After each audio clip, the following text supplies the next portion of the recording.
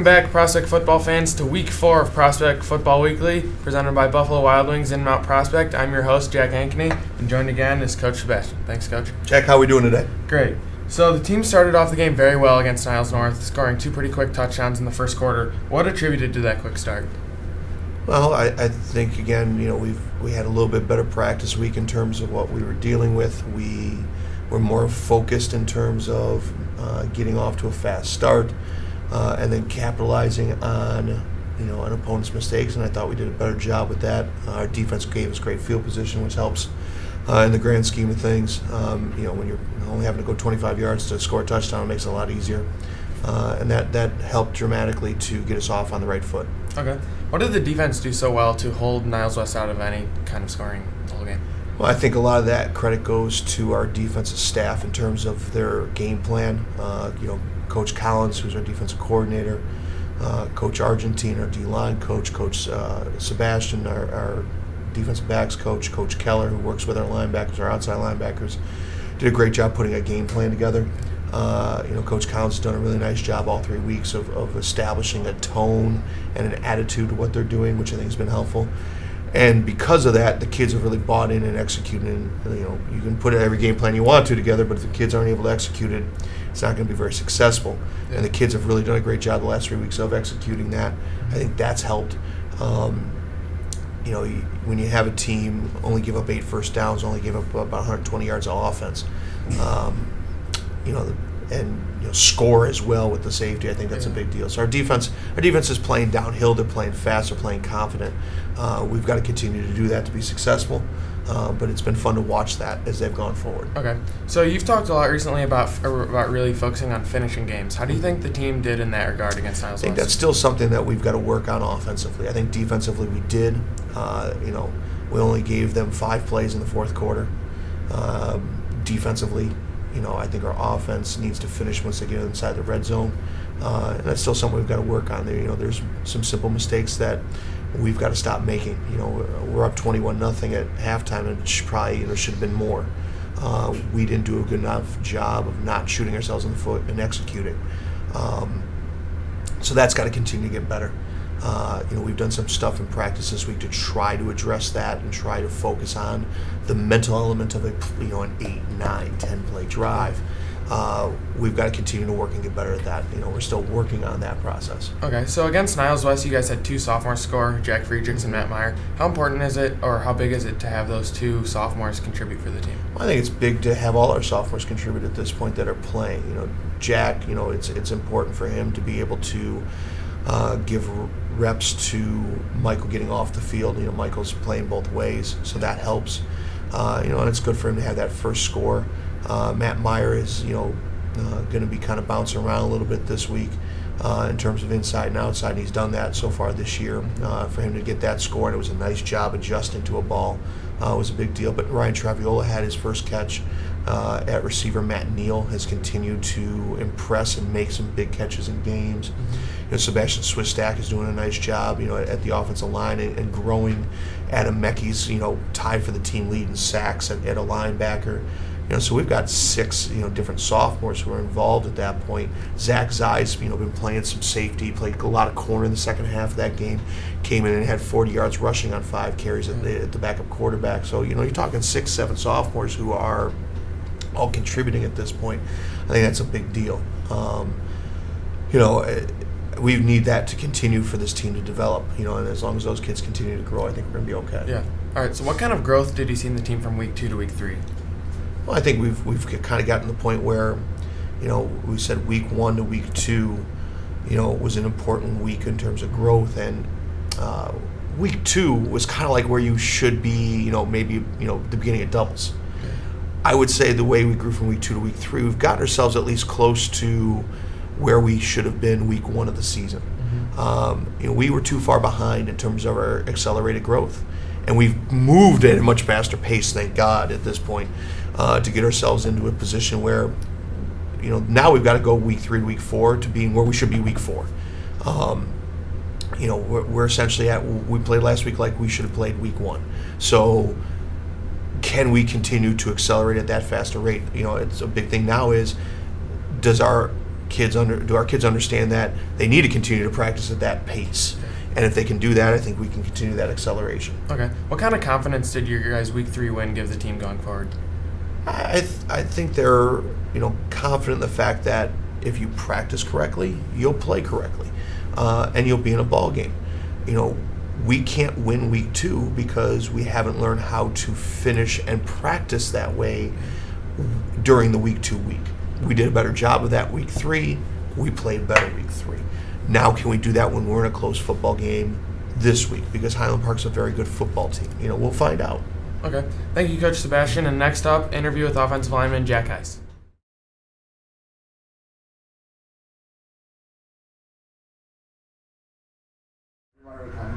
Welcome back to Prospect Football Weekly, presented by Buffalo Wild Wings of Mount Prospect. I'm here with offensive lineman Jack Heiss. Jack, thanks for being on the show. It's a pleasure. Thank you. So I have a few questions for you. The team scored their first 2 touchdowns on the ground. How important is it for the offensive line to set the tone at the start of the game?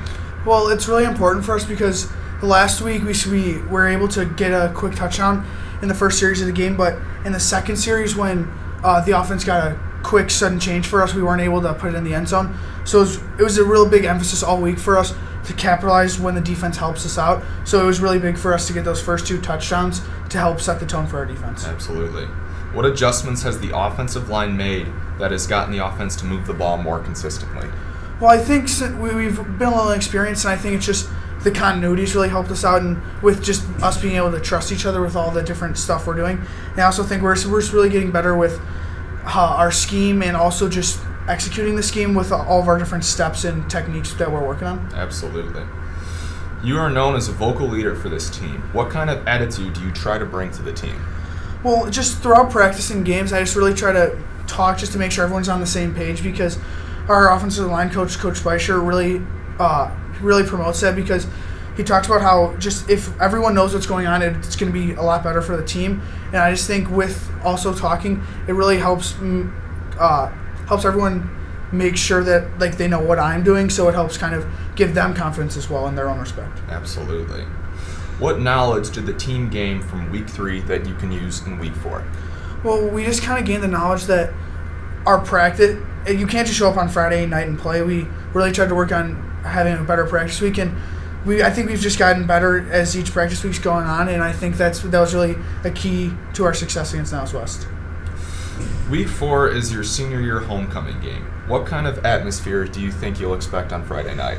Well, I'm honestly I'm just looking to for us to play a good game, and I'm not thinking too much about the atmosphere, but I still feel that with the homecoming and all the alumni coming back along with the student presence, I think it's going to be really cool. But we're really just focused on the game. Definitely. What will it take for the team to get a win streak started on Friday? I just think it's we really need 2 more good practice days, but I also think it's just everyone doing their job on Friday night and just playing as hard as we can, because even though Highland Park is 0-3, they're a very good team, and they're not gonna lay down to anyone, so they're gonna come out fired up to play, and we need to match their intensity in the game. Definitely. That's all I have for Jack. Thank you very much, and stay tuned for a special interview with freshman Coach Lusso.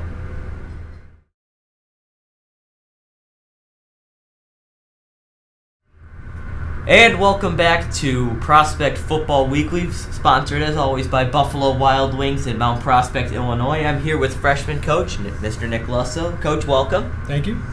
What is your main goal for the team as the freshman coach? Well, every year with the freshmen, the goal is really the same, as we want to prepare them to be able to play varsity football. That takes place in a number of ways, but the main goal coming in all the time is to get these kids to understand that they're student athletes. They have to take care of their grades. They have to take care of all their other responsibilities. Being freshmen, they don't know how this whole system works sometimes. So that's one facet that we have to take care of. On the football field, the whole goal really is to try to get them to learn the game and to make sure that they understand how we want them to know the game. Some of these kids have played football before. Some of them have not. We stress that really doesn't matter, but we want them to know, what we call things and, how we line up and all those types of things. And if we can get them to learn that and to know what's going on when they get into next year, so there's less reteaching, I think that's a big deal. And then, the final aspect besides the football and the X's and O's is to learn how to compete, learn how to be a team, learn how to kind of fight together as one group. These kids are coming from different junior highs, and, it takes some time for them to understand the way things are supposed to work around here. So we really want to get them ready for the next step. Who have been the main contributors for this year's freshman team? So far, there's a number of kids that have really have shown up in a positive way. But some of the kids that have kind of stood out, Luke Zardson is one of them. Doesn't ever come off the field, plays linebacker, plays running back. Gary Moeller right now is playing some receiver, playing quarterback, playing safety. Christo Nicolau. Max Halpern is a two-way lineman. So while we try to get as many people as we can on the field, another one is Chris Bone. And some of these guys have kind of earned their way onto staying on the field. So those are the major contributors. In what ways have you been most proud of this season's team? I think, from where they've come in the summer to now in terms of learning football, but also I think the thing that we've been most proud of is our ability to play an entire game and to finish a practice. We had not a lot of issues, but 2 weeks ago we were talking about the fact that, we can't give days away. And I think this week specifically and last week we've come out with a better attitude and we've played entire games. It's been a more complete effort from everybody. So they're kind of learning how to do that competition piece that we want to learn. What kind of growth have you seen from the summer? The growth from the summer has been huge. Like I said, a lot of it's that competition, but coming together a little bit. They're not 37 individuals anymore. They're kind of learning what they need to do. And so that's probably the biggest thing is, competing to the very last second in games and practices and things like that.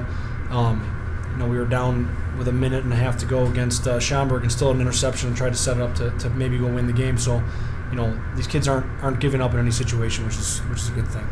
What do you think have been some of the most exciting moments from this season's team? Exciting moments. One of them would have to be the interception against Schaumburg. There's maybe a minute and a half to go, and we turn it back down to the 30-yard line. Last week, playing Niles West, Luke Zardson takes the ball 65 yards in the opening play for a touchdown. So, from a football aspect, those things have been probably the most exciting moments. But like I said, being able to finish an entire game and get all these kids, as many kids as we can involved has been a lot more exciting. And I'm going to ask this one in terms of your aspect. What are the differences between coaching on freshmen and then compared to coaching on varsity? It's very different. So, you forget. I coached freshmen my first 3 years here, and then I've been with the varsity, now back with the freshmen. You forget some of the things that they just don't know because they haven't been around. They don't know where to stand or how to warm up or, what they're supposed to wear anywhere that they go. So a lot of those minor things that you kind of take for granted with the varsity, can kids all put their equipment on properly? Those things early on, day one, day two, it's been a lot of fun, but you forget sometimes to take those things for granted. Thank you, Coach, and stay tuned to Prospect Football Weekly as Jack Ankeny prepares this week's matchup against Highland Park with Coach Sebastian.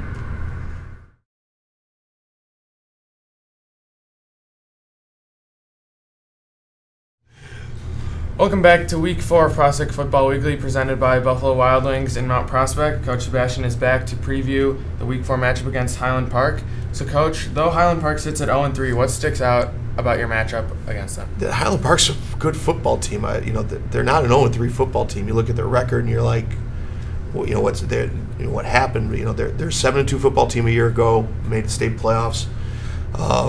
They've got graduated some kids, but they've played two really tough games against Libertyville and against Lakes. Libertyville games like 27-14. Libertyville's a good football program. They played Lakes to a 28-20 game on the road where they were leading for most of the game. So, they've done some really nice things. They've got a nice offensive core. Their D-line gets after you a little bit. I think a lot of what happened in the Hersey game is just kind of an anomaly, and you just kind of throw that game out. So I think if people think, you're dealing with an 0-3 football team, look, you're dealing with a really good football team that's just like us, been kind of young to start the season, and have played tough, have played hard. This is going to be a good football game. I think Highland Park's a really solid football team. They get, after you, and especially on defense. This team needs to be prepared to play a football game. If we don't, we're going to pay for it on Friday night. Okay. What players for them have been key contributors that you guys need to kind of focus on? Well, this I think they've got a nice quarterback at this point. Their nose tackle, who didn't play last week, is a two-way kid. He plays nose and he plays offensive line for them. He's a nice football player. He really likes to get after it. They've got a couple nice tailbacks. They got one receiver who didn't play last week, who played early in the year and is a very nice target for them. But I think they're just solid up front. Both lines are very solid. They play their scheme very well.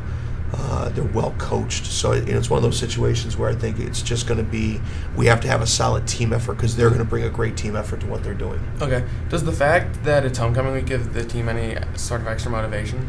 I think it's just you're playing at home again. Yeah. The saying, home sweet home. This is our place, and so you always want to perform well here. But now you also, playing in front of your crowd, you're playing in front of your parents, you're playing in front of your kids, you're playing in front of people who come back for homecoming weekend who maybe haven't seen a game in 10, 15, 20 years.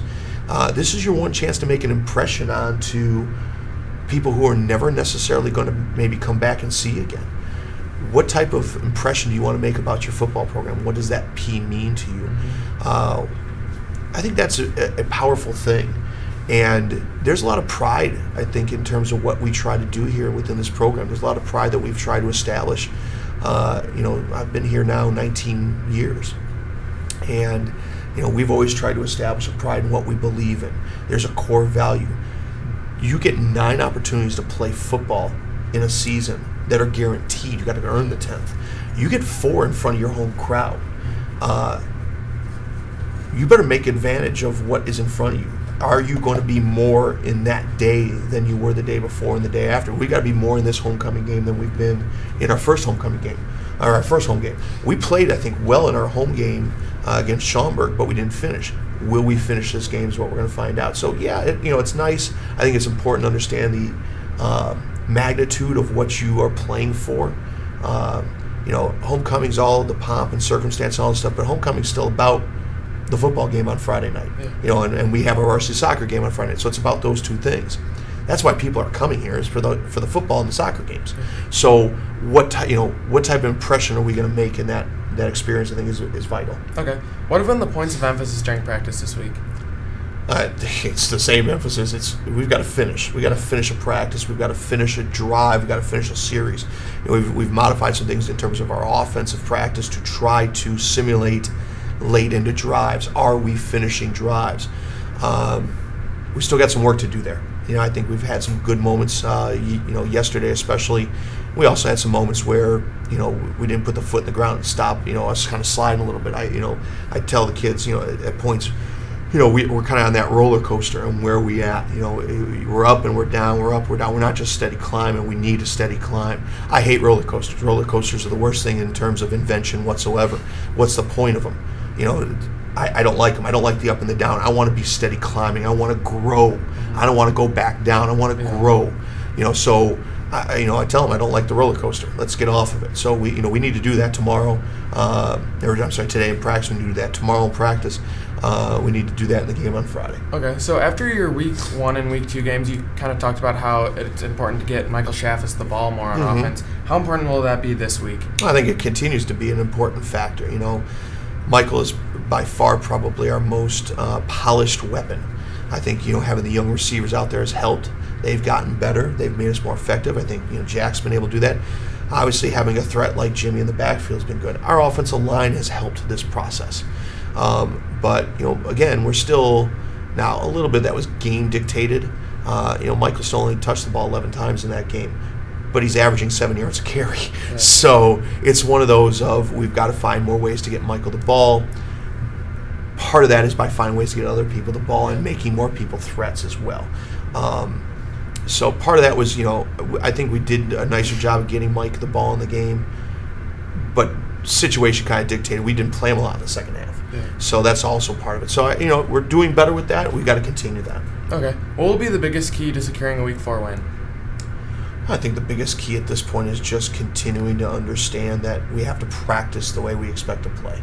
If we don't practice that way this week, we are going to struggle in a game, because you are playing someone who's going to be playing at a faster speed than anything you're going to necessarily see from a scout team in practice week, just because with depth issues and things of that nature, a scout team is only going to be able to do so much. They give a great look. They work hard.